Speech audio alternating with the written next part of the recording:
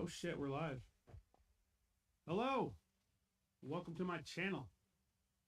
Welcome to the live Saturday edition of What's the Correlation? Or what the hell's going on in your world? We're going to minimize some stuff here and see if we can't see how this is playing out on the YouTubers. Home. I think I am home, kid. No, go to my channel. Just bear with me here for just a second as I try to get shit figured out. And we'll walk you through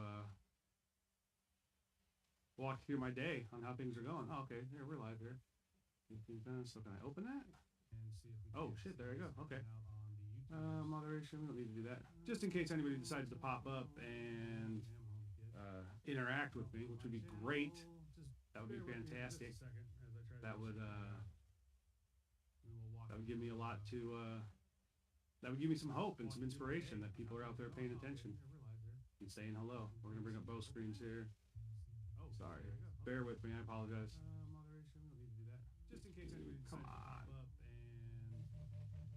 Interact with me. No, there's the text. Hopefully it says he's on his way. So this video might be cut shorter than expected. We check this text real quick. I do apologize. I just said sounds good. Okay.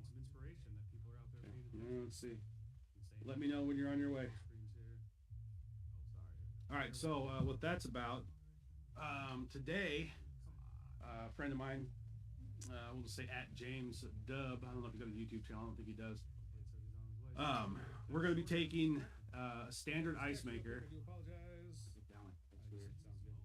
Oh, that's not okay. That's not live. Let's just minimize that. Let me know when you're on your way. Or let's open up just the chat part of it. So what that's about? There we go. That's today. Okay, so there's a chat. In case somebody wants to chat. If I'm watching the thing on the YouTube, it's not as live like I'm streaming through OBS. Anyways, so my boy James is going to come out. Okay. We're going to take a ice maker that you would have inside your standard refrigerator at home, you know, with the water line going into the freezer part, and it makes ice, drops, you know, whatever, so many ice cubes per hour, per minute, per day, whatever. Anyways. So in the summertime, I do lawn care, and I buy a bag of ice from the gas station probably every other day, sometimes every day, just depending if what shit spills or whatever. Used to be like $1.59. Last check, it was like $1.89, maybe even $2.09. They kind of increased their price last year, which I thought was pretty strange because they make their own ice in house. They're not like buying it and storing it. Like they bag it up in the back themselves. They've got 17 employees working at once. Why not just get that done? But anyways, I digress. What's the correlation? I'll tell you the correlation. Fuck spending money on a bunch of ice. So, I have a chest freezer, which I have to pay Steven for, which I will. But I just like, they make their own ice in house. So they make these tabletop ice makers now. They sit on your countertop, excuse me. They're about the size of a big air fryer. They drop little nuggets of ice, you get so much per hour, whatever. Yeah, that's all cute and dandy if you're like, whatever. Me, I want fucking ice. I want ice made. I want a lot of it. The little tabletop thing needs to be emptied out every so often, so therefore someone's got to be home and empty the ice machine all the time so you can keep making more. That's not going to work. So what we're going to do is we're going to take your standard ice maker, which I have right behind me. I could probably turn one of the cameras around to show you. Actually, I can just do that. All right, so there's your automatic ice maker. And then back behind this shelf here is just a standard cube deep freeze, if you will. Lift top. So one video or one person on the interwebs, on the YouTube channels that has actually done this build.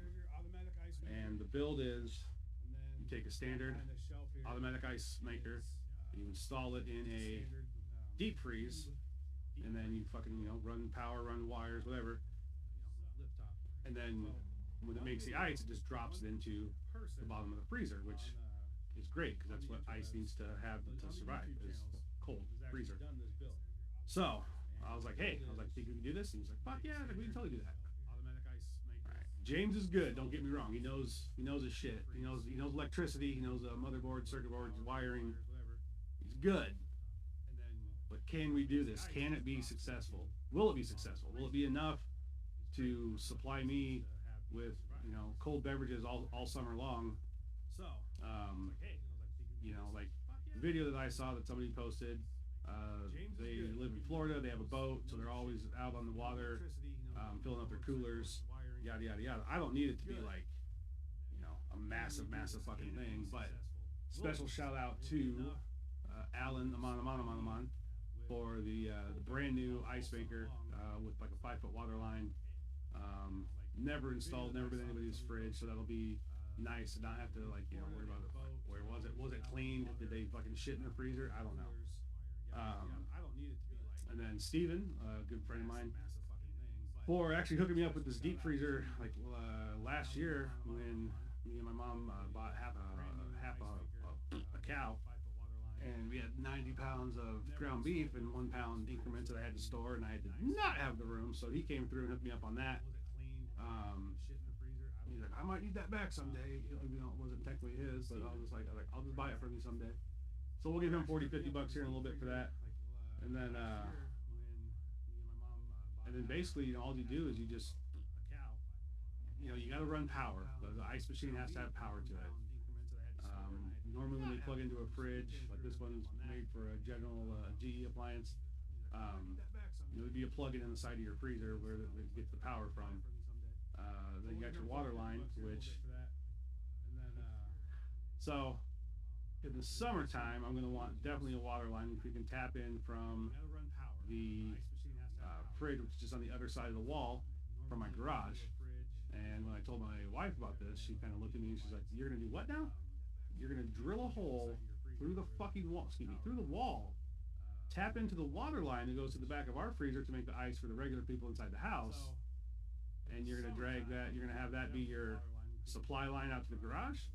I said, "Yeah." And she said, "Okay, bud." She didn't seem very happy, very engaged with that. She wasn't picking up what I was trying to throw down there. So we're still going to do that. It's still the plan. Until I get a little more money, because winter times are tough for this guy. Nothing selling on the marketplace right now, and the money I do round up, I either make bad decisions with it or I pay my bills, one of the two or three. But here in a couple months, once springtime actually kicks in, I'll be working, you know, semi-daily again. So the money stream will be coming in. It'll be a little bit better for, you know, projects and shit like that. I think 25-foot water line from like Lowe's or Home Depot is about like 30, 40 bucks with the different attachments and different things that we'll need. I've never drilled a fucking giant hole through, not a giant hole, but any hole through a wall before. I know there's drywall, 2x4s, drywall on the other side. There's a gap in between the wall. So yeah, I mean, it could be like, you know, 10 or 12 inches of drilling to do, or drill on one side, drill on the other type thing. Then you have to splice into a water line, which I've never done that before, but I'm assuming James has. You have to have a flare kit to fucking flare out the end pieces, put an elbow in it, or a T, or whatever, and bam, then just run it out the garage. But then I'm thinking, fuck, if I got water in the garage, besides just going straight to the ice maker, if I have a sink, I mean, honestly, that would be legit. Have a sink out here, just a water supply in the garage in general, whether it's you know, just a wash sink type thing. But definitely want to hook up the freezer. We'll definitely post videos or pictures of this process later, just so everybody can kind of see what we did, how we did it. It won't be like a how-to, full-on instructional. It'll just be like, hey, look at the mess we made in my garage, or look how much whatever we've got left. Speaking of which, if any of my friends locally are watching this and they need some ground beef, I got good prices per pound. Hit me up. I need to get rid of some of this stuff. There's way too much still, and that way I can pay my mom, who I haven't paid for half a cow yet. But anyways, the correlation, that's what we're going to get it back to. What is the correlation? What does this relate to?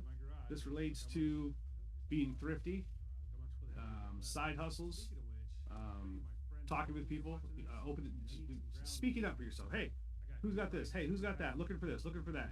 What can I do, you know, in trade to return back for that? Like, I got a truck and a trailer. Need something moved. This guy that gave me the ice maker says he wants me to find him a couch. I'm like, okay. He's like, no fleas, no dogs, no piss. I was like, oh, there goes like all the 5 couches I had for you. But we'll get it figured out.